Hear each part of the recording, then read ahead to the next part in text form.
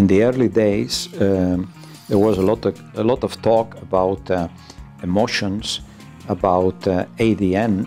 Over the years, we talked less about this concept and more about alliances, about understanding the consumer, about logistics, about internationalization. So the issues of management become more and more relevant. Today was the first day in 15 years that somebody mentioned Africa. So this means a tremendous growth in different locations through different ways.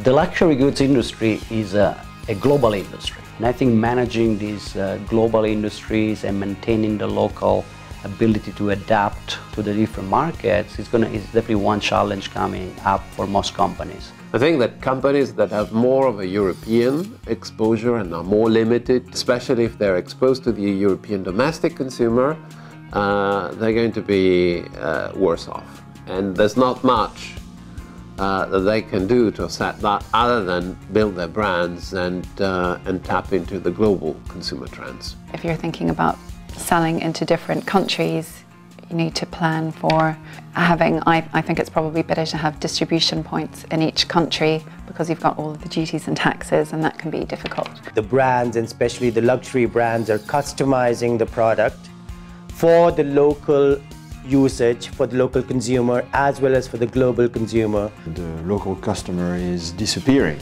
and in the shops today in Milan, in Madrid, in Paris, the relative importance of the traveling Asian tourist, and particularly Chinese, is growing. There are more and more people, millions of people, hundreds of millions of people who are coming into a state of relative well-being and building a middle class, and all these people, they want to buy luxury brands. The internet and ability to directly sell products to consumers worldwide has lowered the barrier to entry to distribution. And so we see actually a lot of new firms and a lot of entrepreneurship in an industry that was primarily dominated by big giants, like large companies. A lot of shopping takes place, though. They might be on the train, walking somewhere, sitting in a cafe. It's more and more easier for the consumer to look at a wide range of offering and products.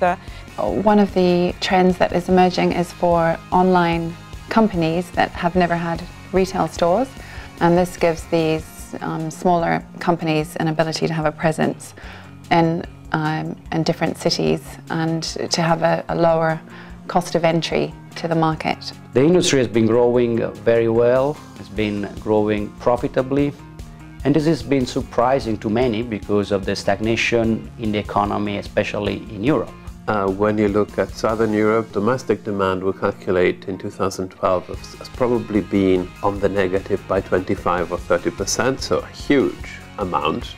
Luckily for the industry, this has been offset by significant increases in tourist demand. More contribution from Chinese consumers coming to buy in Europe, and now representing about 25% of sales in Europe.